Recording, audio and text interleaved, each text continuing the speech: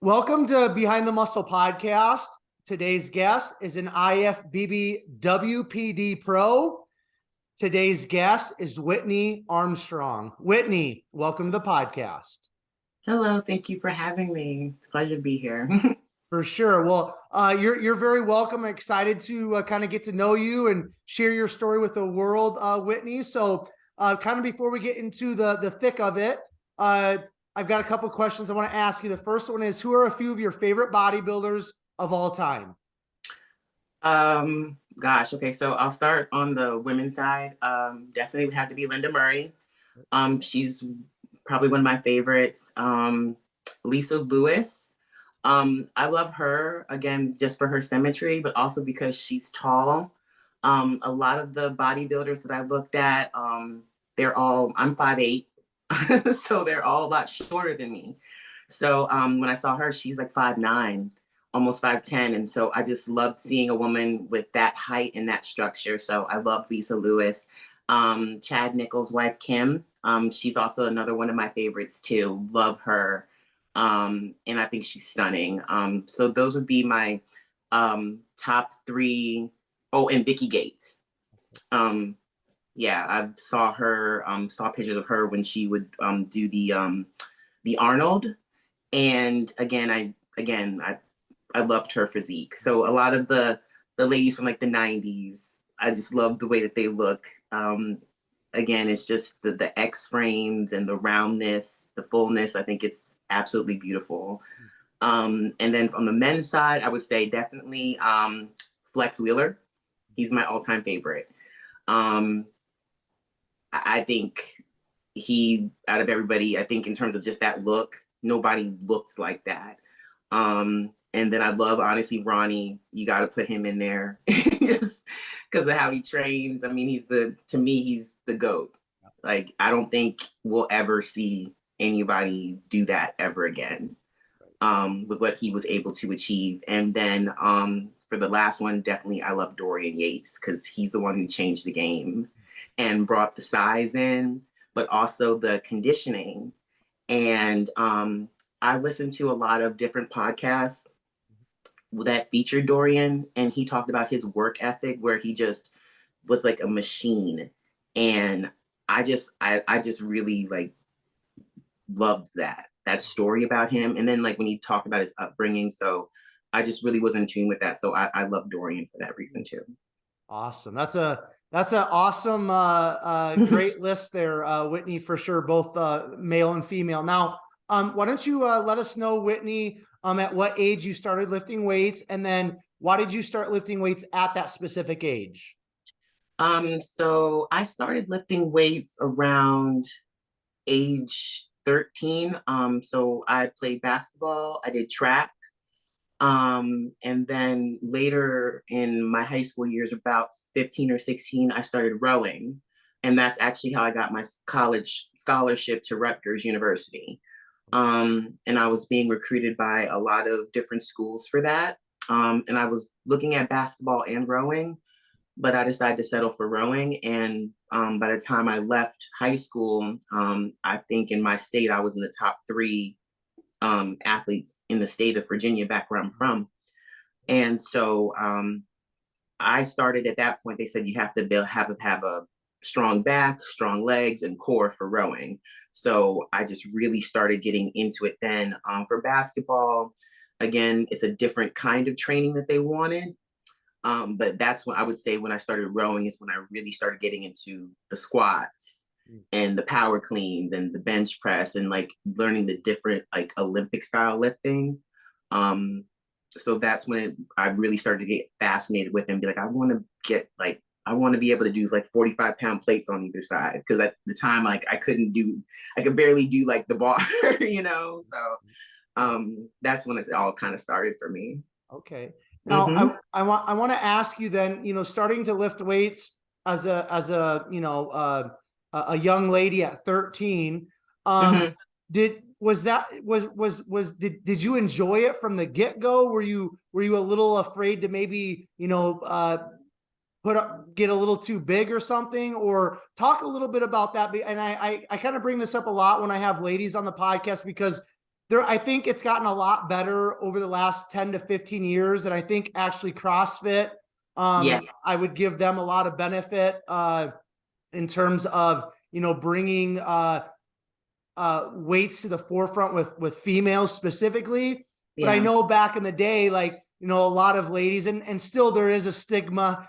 I own a gym, and a lot of the ladies come in, they'll go to the cardio, and they don't really want to lift heavy. If they do, it's just kind of more circuit training and things like that, because they don't want to get too big. So right. I like to ask you ladies this question, because I want this to speak to maybe some of the ladies that are going to watch or listen to this episode. Because strength training, I believe, is just as important for females, if not more important, especially as you get older. So my question, I guess, is to kind of reiterate: did you enjoy the lifting from the get-go, or did it take you some time to kind of work your way into it? I enjoyed it from the get-go because like my dad was a linebacker in for football, and my mom played softball and she did track as well. So I had an athletic background anyway. And even before I got into this with competing and bodybuilding, I always had an athletic build and the broad shoulders and certain things like that. So I always was like, I wanted to be stronger for my sports. So I always wanted to be better and push myself. In rowing, the seat that I sat in, because it's called an eight. I'm sure if people look at the Olympics, they saw they have eights and fours. The seat that I sat in was the sixth seat, and then there's six, five, four, and three. The sixth seat was that they called it the engine room, and that was the strongest person in the boat. And I took pride in sitting there because my coach would be like, "Can we curse on this podcast?" Be like, "You're a badass if you sit there. Like you've proven that you were the strongest one in the workouts." And we did circuit training too. But he had us, he's like, "You're gonna lift. You're gonna lift weights. You're gonna," like, I credit Elliot for that. He was probably the best coach, best rowing coach I ever had. And he was adamant about it. He said, "Ladies need to lift weights. That's just what it is. You don't need to go out there." And I have a lot of girls that come into the gym now where I lift. And I love it. They'll get under a squat rack and they'll put 45 pounds on there, and they go all the way down to the ground and come back up, no problem. And I love seeing that. And then we have training clients, my coach, who also has regular training clients that come in there. And sometimes I guess some women, they have the idea that if they lift heavy or lift anything, they're gonna instantly bulk up. And I know there's a stigma with it, but it's like, no, like you have to do something. We had a lady that, again, she was pregnant, still lifting. And I think that's awesome because it's great for the baby. Studies have shown it's good for, obviously, it's great for the baby, but it's also good for the mother. And then it's muscle memory. If you were training before you were pregnant, there's nothing wrong with training up until, obviously, with consideration, taking your doctor's advice, keeping that training in as long as you're healthy, your doctor's telling you it's okay, it's not affecting the baby, keeping those same healthy habits along with eating, I enjoyed all of that. So to answer your question, it never bothered me. I enjoyed it because I was always an athlete, to where I knew that getting stronger in my lifts or in my strength training was going to propel me or make me excel on the basketball court, on the track, and when I went for rowing practice. Like that was my goal. And so by the time I left high school and went to college, it showed. And so I was like, it's working, so why would I change that? Yeah. You know? Perfect. Love it. Okay. So you've kind of alluded to and mentioned a little bit about, your younger years in terms of being involved in sports, and had, parents that were athletes. So and you mentioned growing up in Virginia. So you've kind of hit a couple things, but just paint the picture a little bit more for us, Whitney, in terms of your upbringing. So you mentioned playing basketball, track, you did rowing later on, and then in college. So just talk a little bit about maybe some of the values that your parents instilled in you. Mhm. Are you an only child? Do you have siblings? Just talk a little bit about your upbringing with your family. Did you enjoy school? Did you do any other extracurriculars outside of sports? Just touch on that a little bit, please. Sure. I am an only child. I know sometimes only children get a bad rep, but my sister actually passed when I was 4 years old. She would have been younger than me. We would have been about 4 years apart. So that being said, I have a very close relationship with my parents. You know, I don't know what I would do without them. You know, they're my biggest fans. They're my best supporters. You know, I'm a daddy's girl in some ways, but my mother is my best friend. I know that I know if I call my mom up right now, I said, Mom, I need you. I need you right now, this second. Can you get down here to Charlotte? That's where I live now. I said, I need you right now. Can you come here? My mom would be like in the car and she'd be here. Like, you know, they live about 3.5 hours away, but so we're very close. Um, they've been very good about instilling good values in me. I could be stubborn at times, especially when I was growing up. I wanted to do things, I never had a rebellious streak where I wanted to do like crazy stuff like that, but I was always like, no, I want to do it my way. But in the back of my mind, I would always hear them and then I would do what they told me to do, but I would wait a week until they did it. Now, when I hear them, I usually do it within like a minute or two. I just try to like mess with them and be like, I was going to do what you said to do. You just got to let me, like, you just got to let me kind of like say, like, let me just say it on my own first. But no, we have a great relationship. They're awesome. They are in their late 60s now. So they are retired and living life and everything. They worked hard to, get to that point. They never went to college. But they made sure that I knew I was going to college. And I think that's important. So they made sure I knew the value of an education. So I went to school and they were never on me about grades. They were never like strict, like you have to make straight A's. But I always remember them saying, did you try your best? And I was horrible at math. Math was like my worst subject, and I remember one time I was crying and I said to them, I got like a D. It was like calculus or something like that. I got a D on something. And I'm a perfectionist. Like I always wanted to do well. And I was crying with my mom. My mom was like, why are you crying? I said, because I got a D. And she was like, was that your best? And I said, I studied. I really did, Mom. I thought that I was going to do better. And she's like, well, did you do your best? And she asked me the same question. I said, yeah, I did. She said, I'm not upset. She said, if you actually tried and you gave 100% and that's your best, then I'm okay with it. Now, if you didn't try, then we got a problem and everything, and then we can fix this. But she said, we can get you a tutor. We can work through this and, and help me. And then I was able to actually, I'm still never good at math. I hate calculus, but I was actually able to get that D up to a B. And for me, that was a win because I hate math.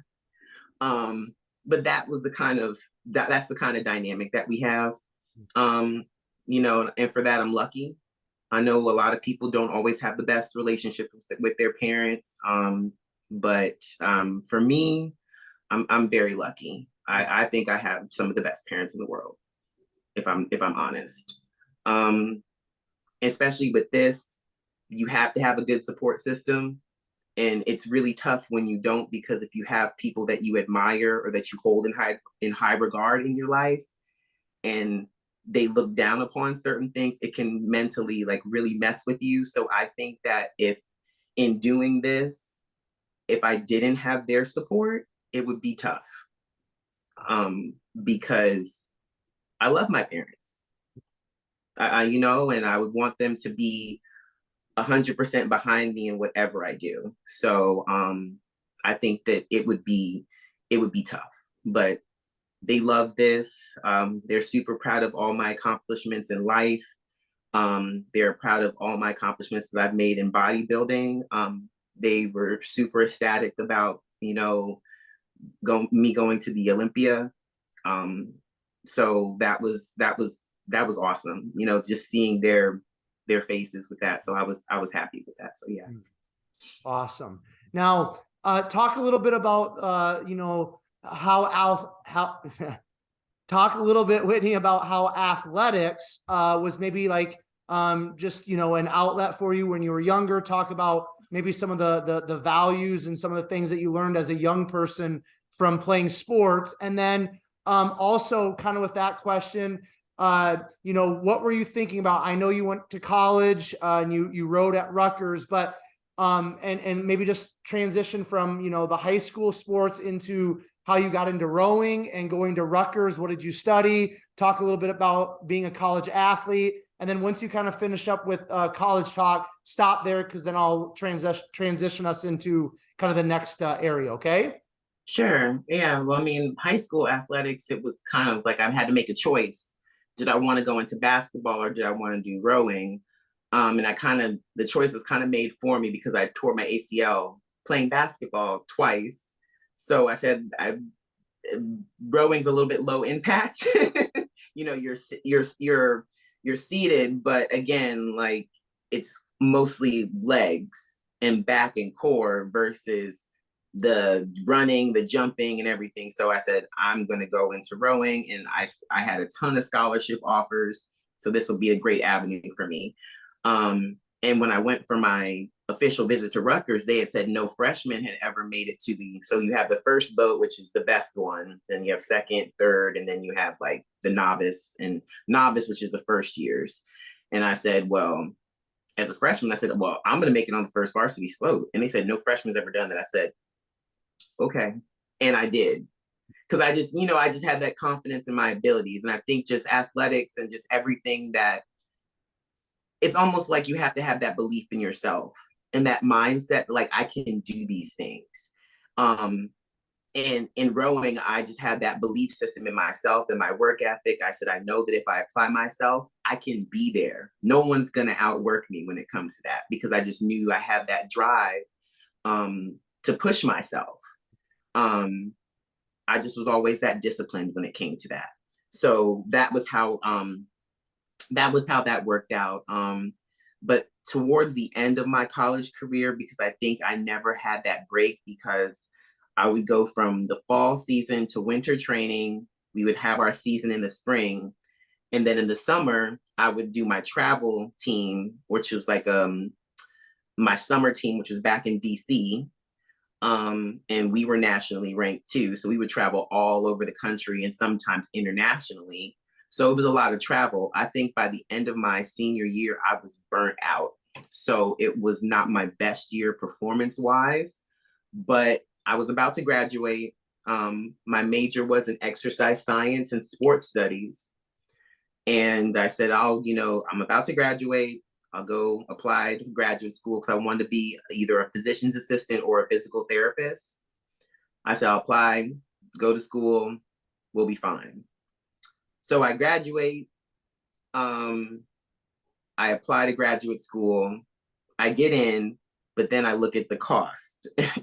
And you go from being on a full scholarship, and I guess this is where, I guess in the current climate, people are like this whole loan forgiveness thing. They see the cost of this graduate program. They're like, okay, you're talking about $80,000 of debt. And I'm like, I don't even have a job yet. I'm like, yeah, no, we're not going to do that. So I was lucky enough to meet one of our good friends who, and this is another segue into another, you'll have to ask me about this later. But one of our good friends who lives down here in Charlotte, she was able to get me a job at Bank of America. And so I got an executive assistant position at Bank of America starting out, and I moved down here to Charlotte. But the real reason that I moved down here to Charlotte, because when I was 15, I made this conscious decision, and this is going back to the relationship that I have with my dad, that I was going to become a professional basketball official, because the thing that he got me into when I was young was refereeing basketball. And I just fell into it, loved it, started doing it. And now I'm at a particular level where I do Division I, like major Division I, and I travel a lot with it. I actually just got back in town last night because I had to travel. But that's what I do. I love it. I enjoy it. And it's the same thing. I can't play basketball anymore, but I still get to be around it, and I still get to be around the athletes at such a high level. And those girls, and these leagues that I referee in, they can play. They are athletes. And they do it at the national level, and it's awesome to see. So I thoroughly enjoy it. But that's the reason why I moved to North Carolina, because it's just more opportunities. Mm. Mm-hmm. Okay, now I've never had anybody on the podcast, that's done rowing. So I want to start there, and I've never had anybody on the podcast that's basically a professional basketball referee. So we're going to get to that as well. But first of all, the rowing thing. Now, how did you, growing up in Virginia, I guess you're on the East Coast, you're on a coast, but I mean, I'm from the Midwest, so rowing doesn't even exist, but how did you get, I guess, exposed to rowing? And I know that you tore your ACL a couple of times, so you decided I'm going to do rowing, but how did you get exposed to rowing? Did you get like recruited? Talk a little bit about that. And then I guess just talk a little bit more about maybe what are some of the life lessons or values that you learned specifically from rowing, because it's a very unique sport. Like, I've never had anybody on here that said that I rowed at any point in my life, let alone in college. So talk about that, Whitney, please. Yeah. So one of my friends, I think I was in between basketball and I was like, I don't know what I'm gonna do. So one of my friends walked up to me in the hallway. I think it was my sophomore year, and she in high school, and she's like, well, why don't you try rowing? I was like, no. I said, I don't want to do that. It's because, I heard you had to get up super, super early. I mean, like 5 o'clock, 4:45 in the morning to be out on the water, because that's when it's still, it's peaceful. There's no rocking, nothing. I said, no, I'm not doing that. And it's cold. No, we're not doing that. And she's like, no, you'd be really good at it because you're tall. And I said, I don't know how to do it. I don't know how to do it. How do you train for it? I said, I know nothing about this. And so she said, just try it. She said, we're doing like a tryout, like a walk-on thing. It's this Saturday. It's in Georgetown. Just come. They have like a rowing facility in DC. It's right on the Potomac River. And so I said, okay, I'll come. So I asked my parents, I said, look, this is going on. Can you take me to it? Because at the time I didn't have a car, I couldn't drive. So my mom, bless her, wakes up at the ass crack of dawn and drives me to this place, sits in the car and is like knocked out while I go do this thing. So we walk in there, Elliot is there, and it's this rowing machine. And you see him in gyms now all the time, but it's a rowing machine. I don't know what to do, there's a technique to it. There is a technique, but I don't know how to do it. He said, I want you to get on here. You're going to do 2,000 meters, 2K. He said, you're going to do a 2K. And I'm like, what's a 2K? He's like, 2,000 meters. I was like, okay, you're going to do 2,000 meters. It's going to tick down because there's a screen. And when it says 0, you're done. And I said, okay, all right, that's fine. And he just said, just pull as hard as you can. And I don't know the technique. So I get on there the first time I ever do this machine. And I guess as a female, if you get on a 2K, how they gauge your like strength and your potential. As a female, if you do a 2K and you get 8 minutes, if you can complete it in 8 minutes or under, you are pretty good. The first time I ever did this thing, I pulled a 750. First time.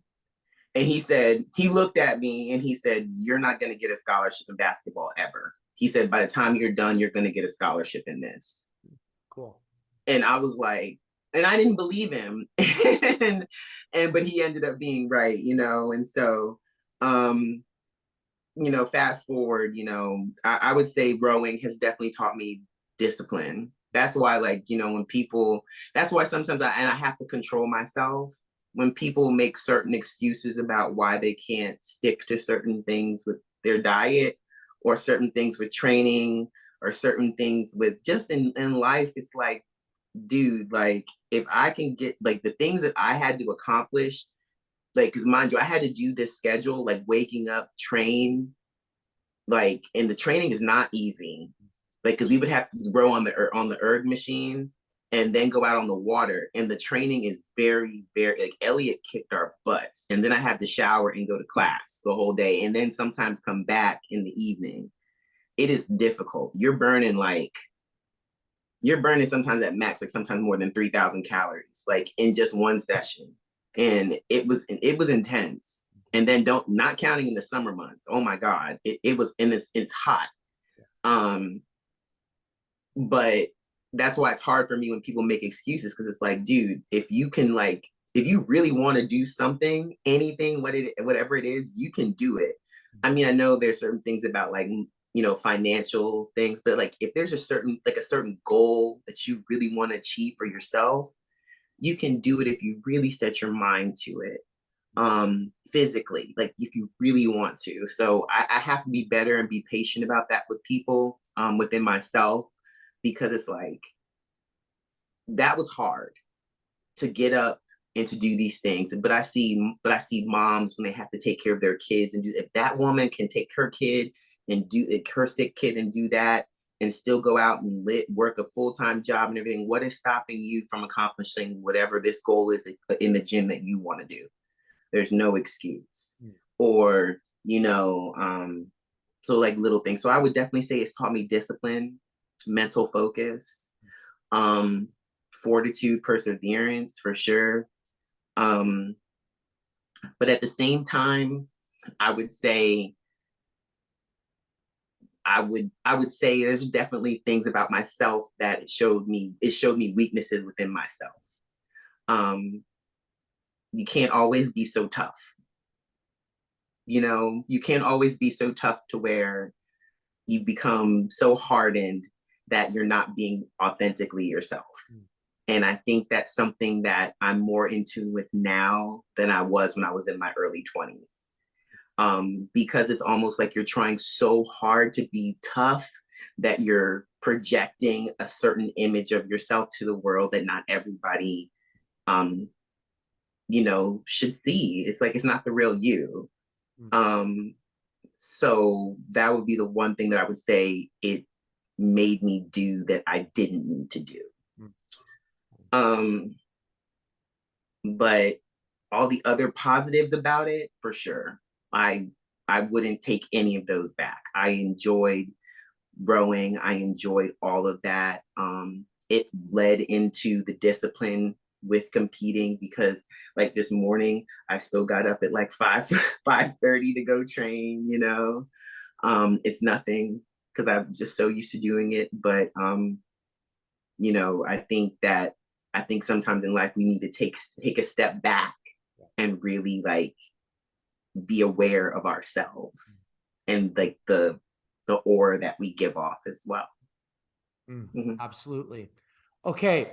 So you get out of college, you're like, I'm not spending $80,000 to go to grad school. You have a connection, you move and you start working for Bank of America. Now, I grew up as an athlete. I played a year of college football, and I can't sit still for very long. About an hour with a podcast conversation, that's as long as I'm going to sit still. So I'm assuming you are probably very similar, having the athletic background. You probably like to be up and moving around and athletic. Now, I'm assuming working for Bank America, you were maybe in an office sitting a lot. Like, walk us through a little bit. What was that experience like, being in corporate America? Kind of coming from that athletic background and then going into the banking realm. Talk about that.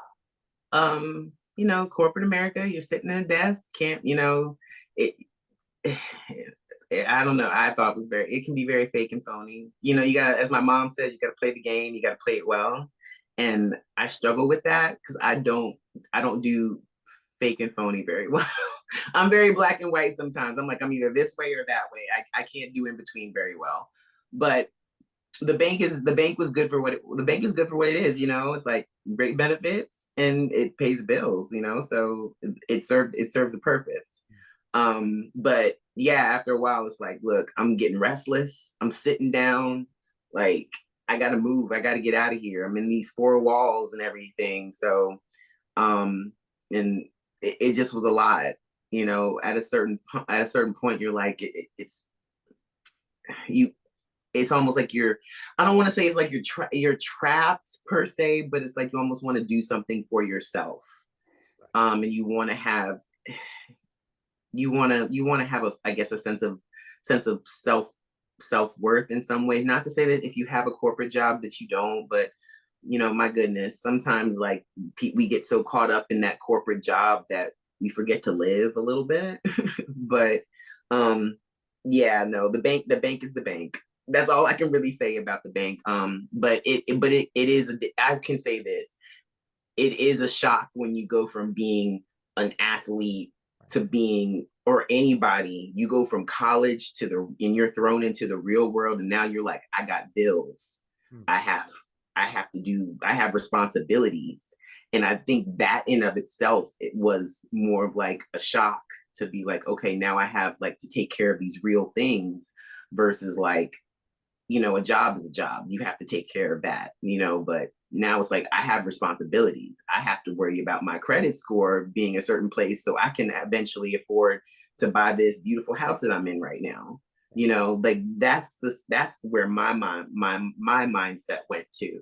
Um, so that was more of like a culture shock for me, versus,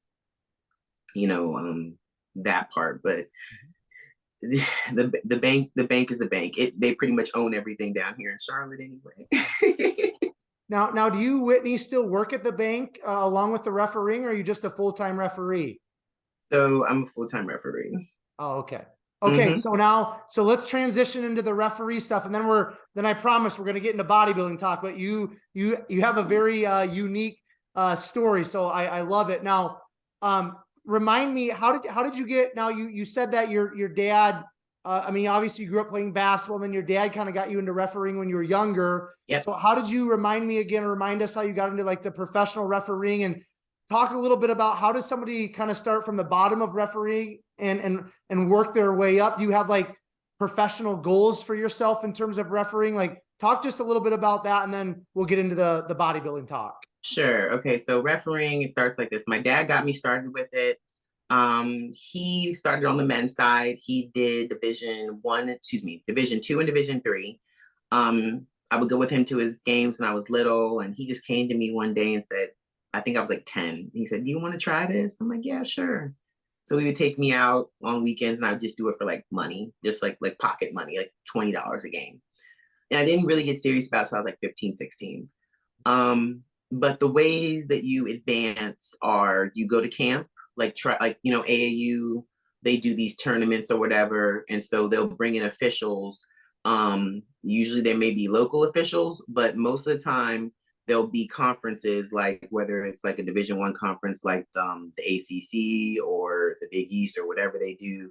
They bring in they'll hold a camp, and they'll say, "Hey, I'm going to hold a camp. If you want to try out for my conference, you're going to work 3 games for this whole weekend. We'll watch you. We're going to critique your call accuracy and how you call plays.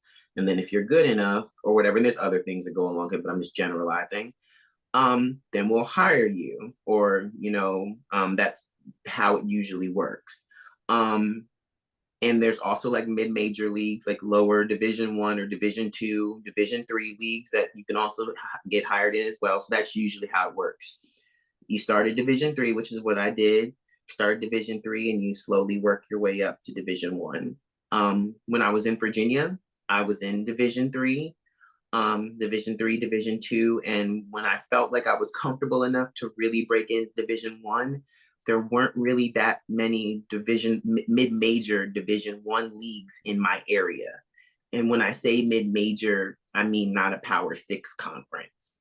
So I said to myself, I said, I need to move. So North Carolina is blessed because there are a lot of conferences here, and within 4 hours, I can pass about 30 schools. And there are Power Six schools, but then there are also mid-major schools. So I moved here when I was 24. And when I moved here, I got hired in every mid-major league that I tried out for. And then I was lucky enough over the last, and at that time I was still working for the bank. And in the last 2 years, I got into in the last 2 years, I got into Power Sixes. So I was, so it's been a roller coaster, but it's been fun, but when you but I've learned the more you go up the ladder, the harder you have to work, you can't, rest on your laurels. And I know a lot of people think that we just show up to the arena and we just go out there and blow a whistle. I have to watch game film. Before I jumped on this podcast, I had to watch a training video that counts toward my eligibility, that hopefully, like, if I get selected to even go work to work the NCAA tournament, I have to watch that video. I have to take a quiz, weekly quizzes, or excuse me, bi-weekly quizzes that they send out from the NCAA. I have to take a test. If I don't pass those tests, I don't get to go. There's more to it than just us walking on the court. I have to send clips to my coordinator if something happens in the game. I have to write a game report. I have to do all these things. So I think a lot of people, it's a thankless job sometimes. But I think a lot of times, but it's nice when even last night I had a game and the coach kind of went a little crazy on a play that I could not see. I had no idea what she thought I saw. I said I couldn't see it.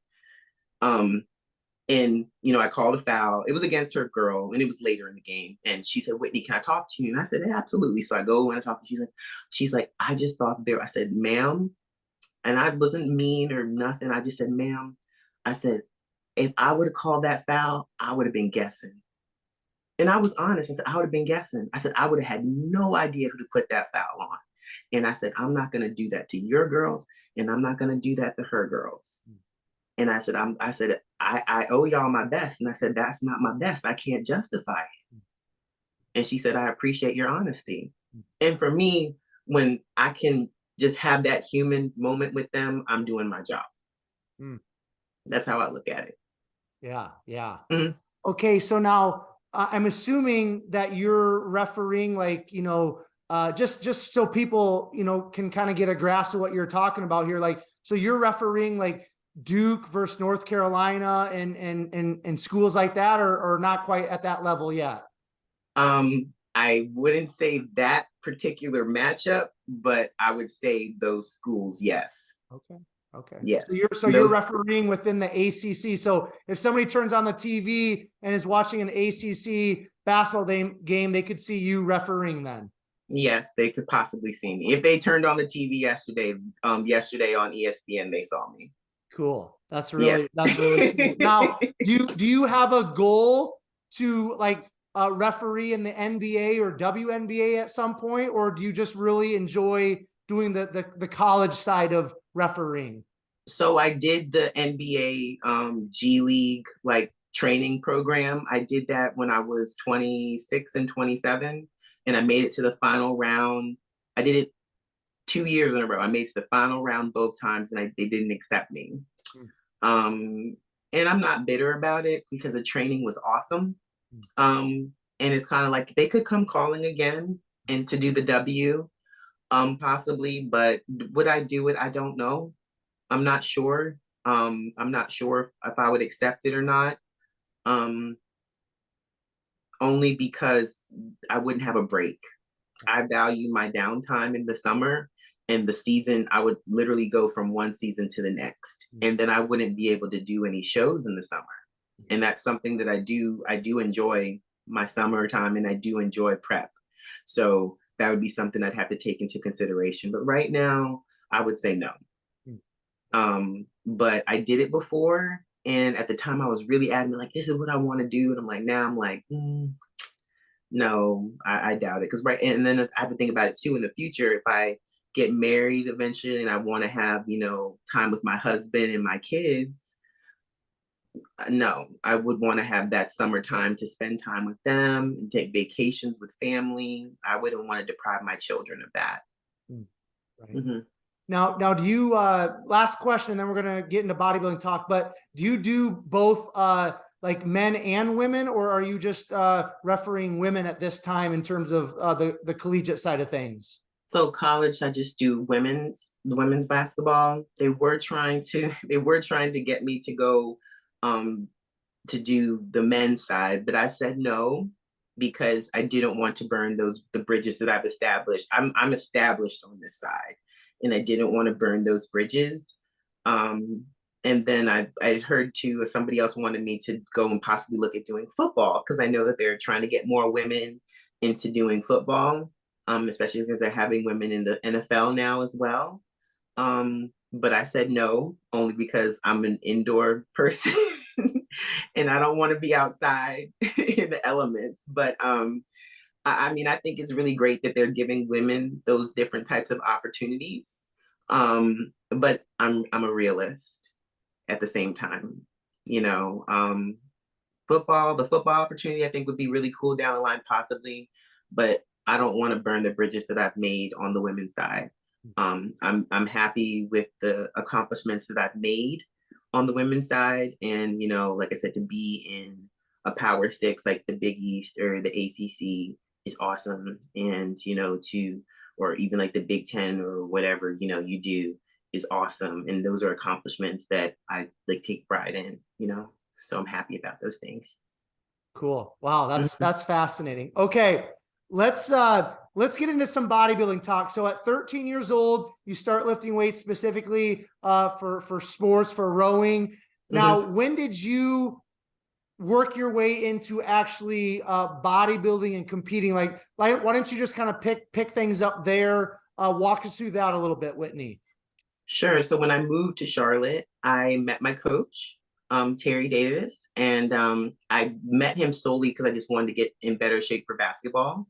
Because moving down south, the food is terrible. And well, you know, in the Midwest is like barbecue and stuff too, but the food is awful. And so I had gained a little bit of weight. And so I said, I want to be in better shape for basketball because I wanted to, you know, get back to my college physique, and then it's going to set me apart. I want to look different than everybody else. And I was okay with that. And so I went to him. I said, I want to just do like a regular transformation.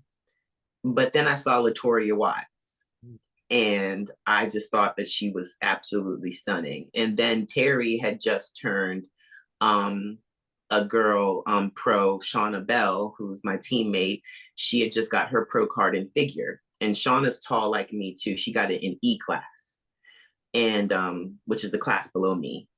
And I thought Shauna was beautiful. And I said, I want to look like her. And I said that to him. And he's like, well, she competes. You can't really have both. And I said, well, I don't know if I want to compete, but I want to look like her. So I did the transformation diet, which is like a 16-week, you know, diet cut plan, whatever. I lost 35 pounds just from me changing my diet. And I was only training with him maybe like once a week. So I'll go to the YMCA on my other days. And so then he was like, so do you want to compete now? I was like, yeah, sure, I'll do one show. So I did my first show. I was 26 years old. I didn't know what I was doing. My makeup looked awful. I had a horrible wig on. It was awful. And I won. I won the whole show. I won the overall title and figure. And I was shocked. And I remember when I called, my mom came down because my dad couldn't go. But I called my dad, and like this is when they didn't understand it. I called my dad. He's like, how'd you do? I didn't think he knew. He just didn't think I was going to do well. I could tell him. He's like, how'd you do? I said, I won. He's like, what'd you win? I said, I won everything. He's like, what do you mean you won everything? I said, I don't know what this means, but it says I won the overall title. And Terry's like, that means she won the whole show. And it just kind of snowballed from there. So I did another show. I did the Europa Charlotte, which was like 3 weeks later because I wanted both my parents to see me compete. And I won the overall there. And then Terry said, okay, we're going to go to nationals. And that was in 2016. I go there, I get my butt kicked, and everything was wrong. I picked the wrong suit color. Everything was wrong. I think I got 19th place or something. It was bad. And so I get there and I said, that will never happen again. So fast forward, I go back the following year, 2017. I just trained my butt off again. I said, I'm just going to keep working, keep working. We decided to do the Charlotte Cup, which is now going to be a pro-am this year, which I'm really excited about. So it's really cool to see that show grow. I go back there. I won the overall title there. Came back again. I go to Junior USA's and I'm back in front of Sandy again. And I said to Terry, I was worried. I said, what if she remembers me from nationals and I don't do well? He said, you look way better. Don't worry about that. I changed everything. I changed a new suit. I learned from my mistakes. I got there and I ended up having a tiebreaker with the girl who ended up getting her pro card. I got second place. I was crushed. Like, I was devastated. I started crying. I said, and I didn't know why I lost. And it kind of was a hard pill to swallow for me. And I was supposed to do Team U like 4 weeks later, but I just said, I don't want to do it. Cause I was mad. Cause I thought that they should have gave it to me. Cause I thought that I was better. But this is what I talked about, from the early 20s part, not just being stubborn and not, getting in your own way. That girl had been there 5 years in a row, and every year she had gotten better, and she deserved to be a pro. I didn't deserve it yet, so I had to wait, and I accept it now, but at the time I didn't want to accept it, so I had to wait. But my teammate Kara, she ended up winning the overall title at Junior USA's, so she turned pro. Which is good for her. So Terry was able to turn her pro. So I got to go to Miami again. So I said, this is going to be like my redemption. So I actually won my class there, and that's how I got my pro status. So it was awesome to get it that way, especially with nationals being like, when I hear the history of nationals from back in the day, like it's either nationals or USA's, was the only ways that you could turn pro, So I always take pride in saying, like, I got my pro card at nationals. Like, I think it's always cool to say that. Yeah, absolutely. Now, was this when you turned pro, Whitney? Was this in figure then? Yes, this was in figure. Okay. Now I want to ask you. I mean, what were your thoughts? Because obviously now you're, WPD, but did you like figure? Because I know the ladies that come on that are like bodybuilders or WPD, a lot of them tried, figure at some point. And a lot of them said that I hated the heels. And as soon as I could go to WPD, I did. Do you kind of share a similar sentiment, or did you actually kind of like figure? No, I genuinely loved figure. I loved I think because I always tried to be like such a little badass in the gym, that when I could put the heels on and like get the makeup done and put the suit on, it's like you transform into like an alter ego and another person. Yeah. So I always loved figure. I wish you could do more with the posing instead of just quarter turns, honestly, and show more personality. But I loved figure. But I love women's physique way more, just because you can show more personality and there's more style and flair with how you pose. But I never had an issue with figure. I could walk in heels no problem. I loved it. But I was not sad at all when I had to give it up. Okay. So now what year was that you won your class at nationals? Was that 17 or 18? 17. So you did your first show in 2016. You turned pro in 2017. Is that correct? Yes. Okay. Yes. So that's pretty legit. Even though I know you were mad that you didn't get it at the junior nationals, but that's a pretty fast rise. Now, when did you make your pro debut?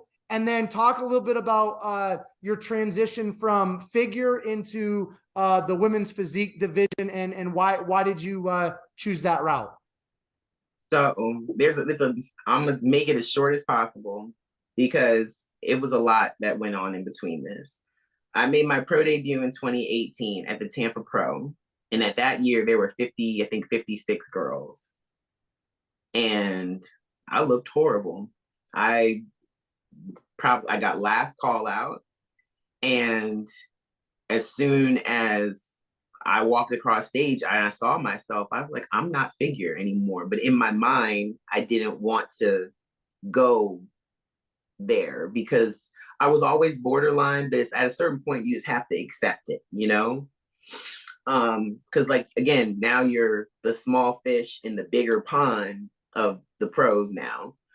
But I didn't want to accept it. So I get there and I'm like, I'm too big for figure. Like, I'm too big. And so I did one more figure show after that. I can't remember. I think it was possibly St. Louis. And I said, you know what? We just have to go to women's physique. I did women's physique in 2018. I actually did the same show that I won this past year to qualify. And we didn't peak right. I was just a little bit too flat. And again, nobody knows me. I don't expect to like go in there and do well. And again, I get last call out. And that's when Sarah kind of hit the scene and I saw how she looked. And I'm like, wow, like she looks amazing. I want to look like that, you know? So you go down the line again, you get really discouraged after a while. It's like, what am I doing wrong? What are we missing here? And so I even played around and I went to bodybuilding in 2020 because I saw Andrea and how she looked when she won Omaha. She's not like, Andrea has a beautiful structure. She's not like super, super like big, but like she's like full, like she's round, she's bubbly. But for my height, again, I would have to be so big in the off season to get that thickness and that density that these ladies have, that I just said, I just need to go back where I belong, which is women's physique. So Terry made the decision right before we did Savannah this past year in 2022. He made the call. He's like, you're going to go back to women's physique. You're just going to have to dial all the way down and you're going to go back to women's physique because that's where you fit. He said, there's nothing wrong with that. He said, we got the formula down right. We're not going to make those same mistakes. And he said, your shape is going to set you apart. And he said, you're going to be conditioned this time because now you have the muscle maturity. Because when I first started, I didn't have it. Like at 27, I just didn't have it. At 33, I'm starting to kind of hit my stride now, I think. And I can see the difference now. But I won't lie. When I went and did Savannah, when they called me in the first call out, I was shocked. Because I think after so many years of not getting it, and you haven't heard your name in a first call out since 2017, you're kind of like, well, is it ever going to happen again? Or like, maybe am I good enough to really be a pro now, you know? So when it did happen, I was so happy, you know? I think I got a little overly excited because I ended up flattening out because I need to control my breathing. But so that was what I worked on this going into the Fort Lauderdale show. But the decision, it was the right call to go back to women's physique. Definitely. I would not change that. I don't plan on going back up to bodybuilding unless they make like a lightweight division or something. But I doubt that they will. Because I just like the look of women's physique. I just wonder if they're going to put weight limits on us at some point. I don't know. But that would be something that maybe could come in the future. I don't know. Okay.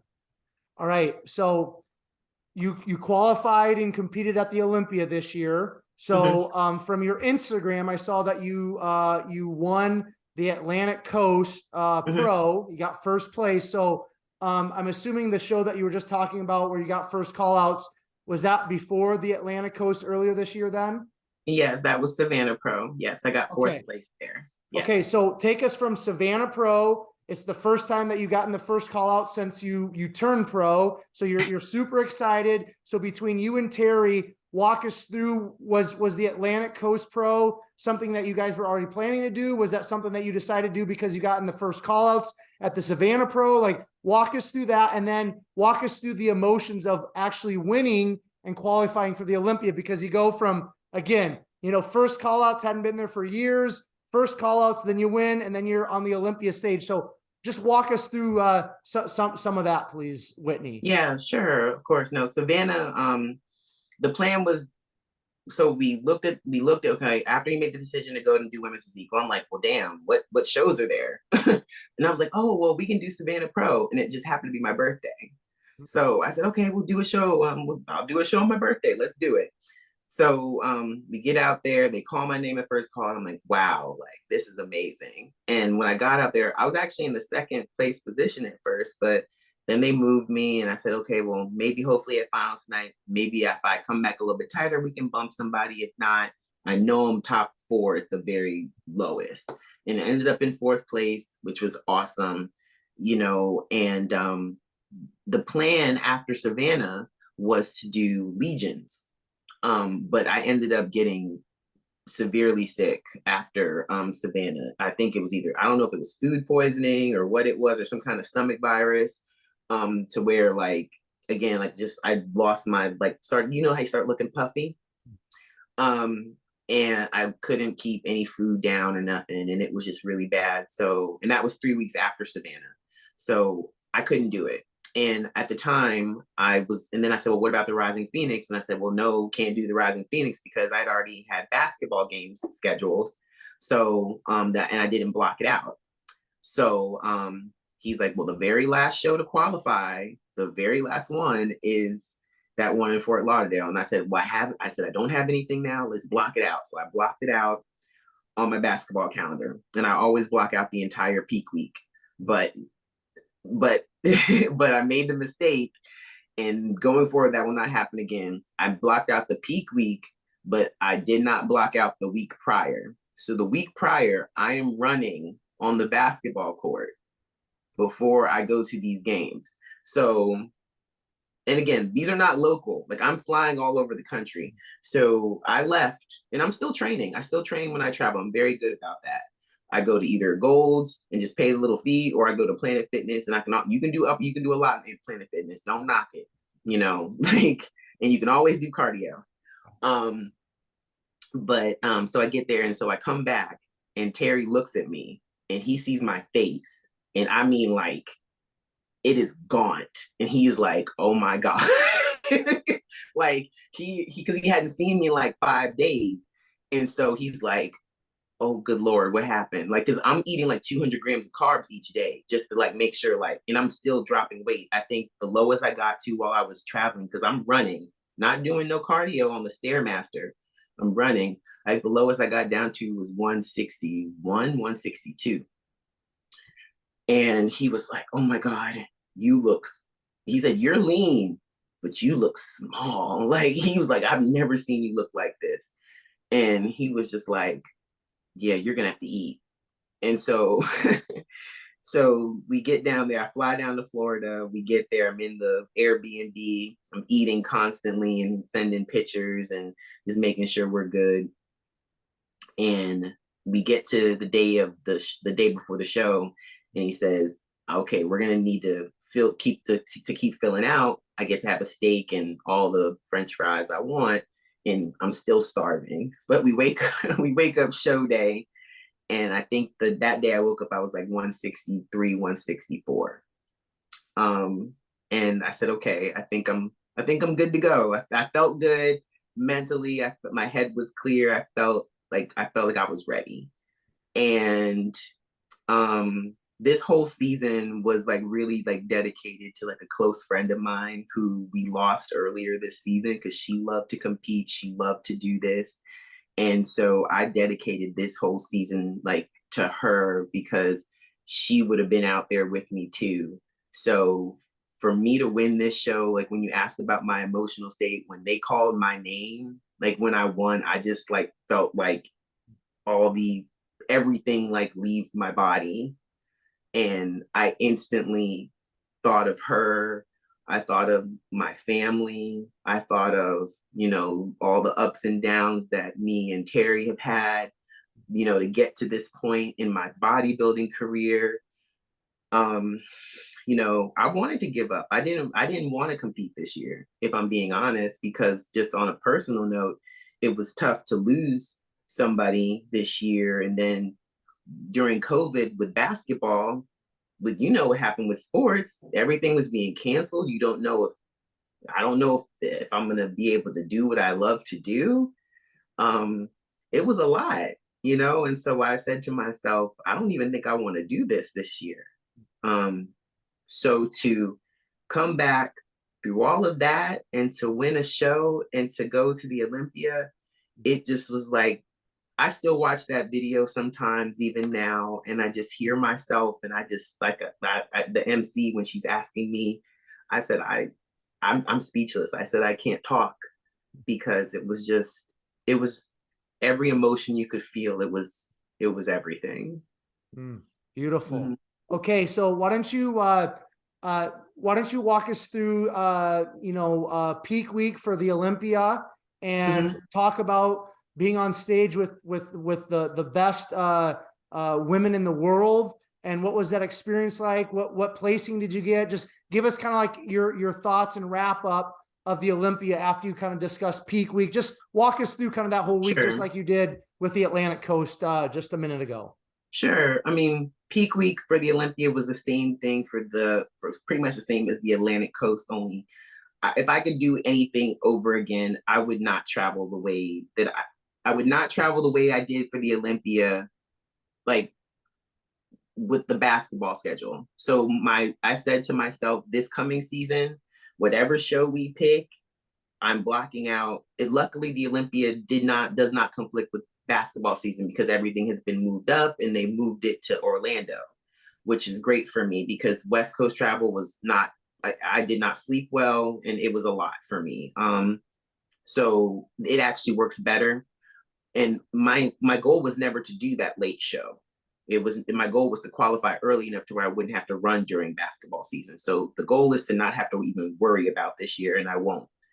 Um, but if I could do it all over again, I would have blocked out those last 2 weeks before because I believe running the way that I did, it hurt me because the fullness that I had in my legs, I'm not gonna say that it would have. I'm not gonna say it would have helped me. It would have made me win the show because Natalia. I love her physique. I truly do. And I think it's better for people like me because she has a very defined V taper, and so do I, and I love that because now it's gonna be like more defined. Like you got to have a V taper and conditioning to win if she's the standard. So I'm all for it. But I feel like because of that extra running that I had to do, I sacrificed the fullness in my legs. And I felt like it didn't help my placing. I felt like if I could have brought back that look, which would have been the 164, 163 look from the Atlantic Coast, I think honestly, and I'm not going to sell myself short. I think I could have placed in the top 10.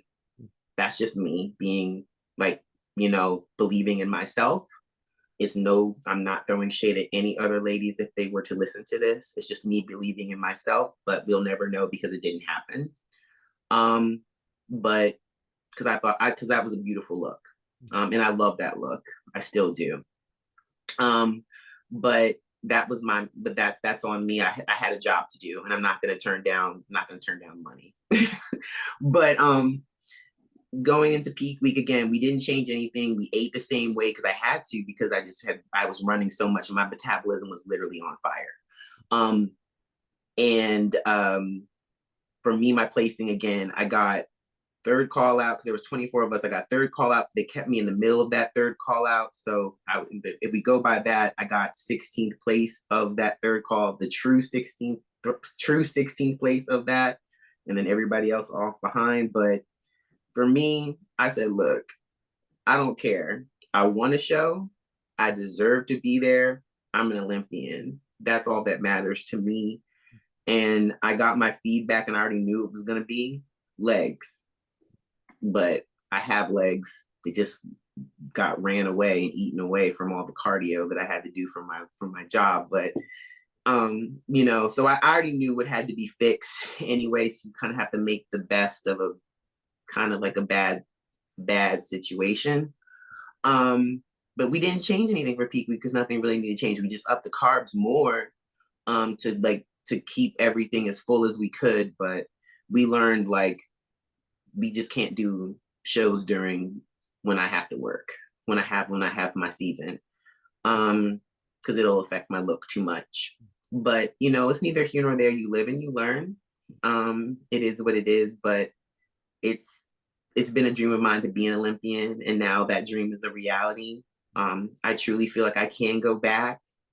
Um, you know, I've already attacked my training. I've already taken what, you know, Sandy said into consideration when she sent me my feedback with legs and, you know, more arm training.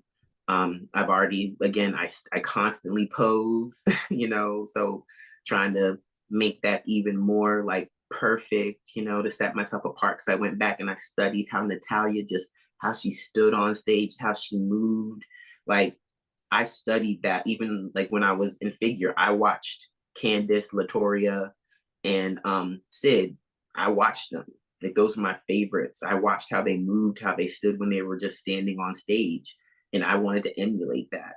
So I'm doing pretty much the same thing that I did with them, even now, because if that's the standard and what I have to be if in this division, then that's what I'll do. Um, but I like Natalia's look for the division. I do. Mm-hmm. What's your long-term bodybuilding vision for yourself, or goal that you really want to accomplish, Whitney, before you're done competing? For myself, for right now, I would definitely I want to get top 3 at the Olympia. Like I want one of those big medals. I'm gonna leave it. I want to get top 3. That's my goal. Um, top 5 would be awesome, but top 3 it would be my goal because then you know you don't have to requalify. You know you're automatically qualified for the following year. But I want to be top 3. I think that would be that'd be an amazing goal to say, and to automatically say yeah I'm an Olympian is great, but I want to be top 3. To win it one day would be amazing too. That would be awesome. But um, I'm gonna say top 3 for right now. And then I can be like, yeah, I've accomplished a lot in this sport. You know. Love that. Mm-hmm. Okay, now something I want to touch on. We're going to start wrapping up, but something that I've got to bring up because I'm sure a lot of people that are listening to this and watching this are wondering the same thing. You're a professional bodybuilder, and then you're a professional basketball referee, and you've already mentioned it several times. Like you probably know how much, but I mean, you're doing an exorbitant amount of running, and running and distance type cardio isn't necessarily, what most people that are going to be trying to, train for hypertrophy and all that type of stuff is going to implement in terms of cardio. So, I mean, just talk about the demands. Like, how many miles do you know? Like, how many miles, generally speaking, you run like during a basketball game, and then like just walk us through how you balance the bodybuilding and putting on muscle and being basically an endurance athlete for your career. Yeah. So during a game, like just in the game yesterday because it went to overtime, I did about 5 miles. So and again, because it normally doesn't conflict too much like when I'm trying to like grow. Like today I don't have a game. So today I didn't do any cardio. Today was back day. So like we did like back and a little bit of like chest and stuff. So I was able to go, you know, we're going a little bit but not too heavy because we don't need to make the back any bigger. Like we were told not to go too crazy on my back and stuff. But tomorrow before I leave to go travel, I'm going to train legs. So I will hit my legs pretty hard tomorrow before I leave and hit the road to go stay at my parents' house before I go out of town to go to DC for my next game. And so what I tend to do is if I'm traveling, if it's a certain body part like legs, I always train it while I'm here in Charlotte. So I have a log book or a calendar book, and I actually already wrote it down for the month of January because I know what my days are, and I wrote down what my training schedule is going to be for the whole month, and I can change it as I see necessary. But my leg days are stagnant; they do not change because I know when I'm going to be home. Like this coming Saturday, I have a local game that's not too far from my house. And I said, I can train, go work that game, and then get on the plane and go wherever I got to go. That's the plan. So, I kind of I kind of curtail it that way. Now, in terms of actually growing and doing what I need to do, the diet is key right now because I have to eat, I have to eat a certain amount of carbs, a certain amount of protein to be able to do what I need to do. That's what that's what I trust Terry with. He's been my coach for 9 years. Like he knows my body and like what to do with it. And he knows too that I don't want to be overly big because running up and down the basketball court, I cannot be a certain weight because one, it don't look good on TV. And then two, the perception that it comes across when you're interacting with the coaches and the players, it don't look good. They already notice that I'm in shape anyway, and that's well enough, but I don't want to look too much to where it's like, oh God, so, but no, in terms of how it affects my training, no, and what I do for my goals and everything else, no. The biggest thing is I make sure I get all my food in. That's the biggest thing for me. Whether it's even if I have to just stop on the road and I go and run into a grocery store, and I know because I've been doing this for so long, I know what the macros are for certain things, or I can look at something and be like, I can eat this and this will give me what I need. We're good to go. I'll get my cardio in on the court. I'll be fine. And then I train whatever I need to on the road too. And again, the biggest thing for me is legs. Upper body, we don't need to go super crazy with it. Not to say I train it late. I'm not lazy when I train it, but I don't want to create an imbalance. But I don't need to grow there. Still train it, but I don't need to grow. What I need to really work on is specifically hamstrings and glutes. But that's a tall girl problem. I'm always going to have that issue, but the biggest thing for me is making sure I get all my meals in so I can make those changes. Because if I'm not eating the food, I'm not going to have the energy to make those changes in the gym. Right. Mm-hmm. Now, have you ever had like a player that you're refereeing or a coach, like, because I mean, people are on social media. I'm sure people that you've refereed have come across you on social media or know about you in terms of being a bodybuilder. Have you ever had a coach or a athlete or maybe a fellow referee ever bring that up to you in some way, in terms of you being a bodybuilder, you being more of like a fit, jacked female or not? Yeah, most of my referee buddies, they know about it, even though sometimes I try to keep everything really separate. Everybody knows. I mean, you can't help but know. Look at me, but most of them know, my bosses know, and they're cool with it. I just really try to keep everything super separate. But the coaches, they mess with me about it from time to time, especially if they've never seen me before. I think like the lady yesterday, she was like, I need to have your arm workout. I swear to God, and they mess with me, but for the most, then once the ball goes up, then it's like they're trying to win the game. Then they forget. Then they forget how I look, and I love that because it's like I'm just out here just trying to do my job, and you're trying to do your job, and you want to win this game. The players, sometimes they'll say stuff, not nothing disrespectful. They'll mess with me about it too, but then the same thing too. Ball goes up, they're trying to win a game, and it's just business at that point. But it always is cool sometimes when people see you and they're just like, yeah, that's the referee from before. Like she's really, really jacked or whatever. But some people they'll say things, it's not their cup of tea. And some people they'll say stuff and it's not. And they'll like it. They're fascinated by it. They're enamored by it. And I think that's because nowadays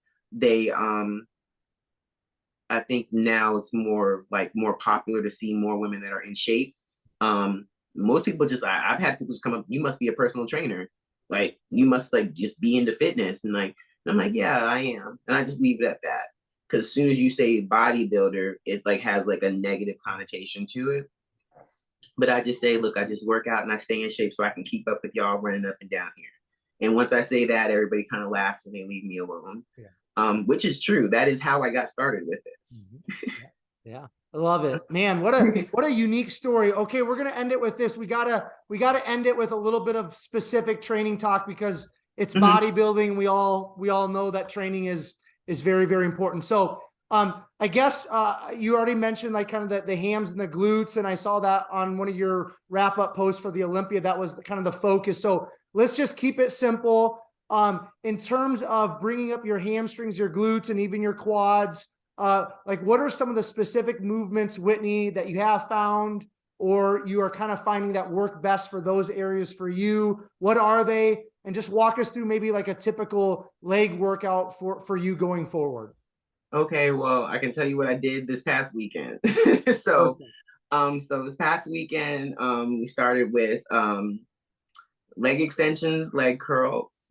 That's how I always start every leg workout. Then we go into inner and outer thighs. So warm up the hips, make sure they're nice and loose. And then I do squats. In this past weekend, we did 5 sets of 20s. That's how we do. Yeah. So, and when I've done that, when I did that this past season, leading into the shows that I did before I, qualified and won, that's where I saw the best growth for myself. And I used the safety bar, like the one with the handles right here. I just like that one. I just wanted to give it a try because I hadn't done it in a while, and I was able to get up to 45 and a 25 on it just because I'm still coming. I'm still coming back off the Olympia.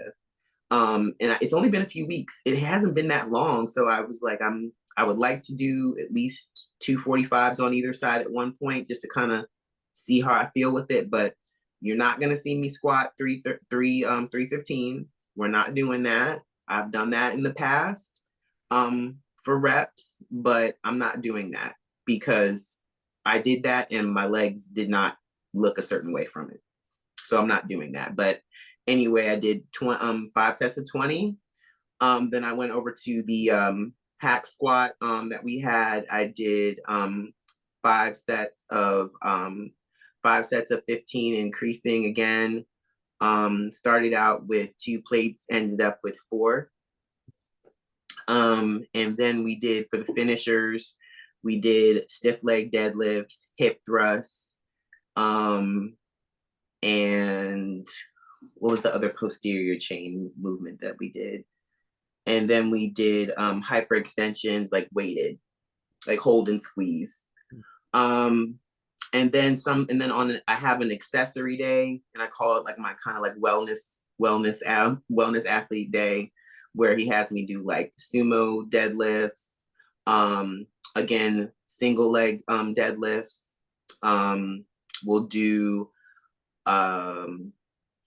isolated leg curls. We have a Rogers hip press as well.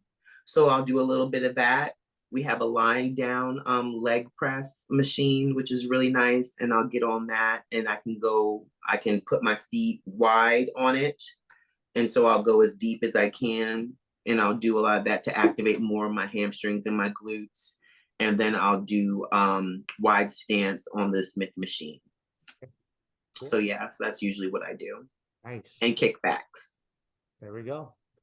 Sounds like it's very very well-rounded.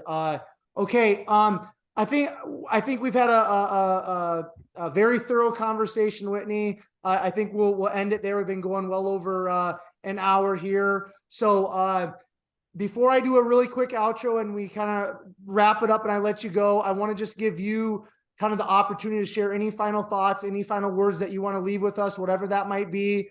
Make sure you please give us your Instagram, and then any shout outs that you want to leave us with. I'm going to turn it over to you. Final thoughts, final words, Instagram shout outs, and then I'll do a quick outro. So platform is yours, Whitney. Sure. Just thank you so much for having me. If anybody who listens to this wants to follow me, my Instagram handle is Cairo, that's CAIRO_Triumph.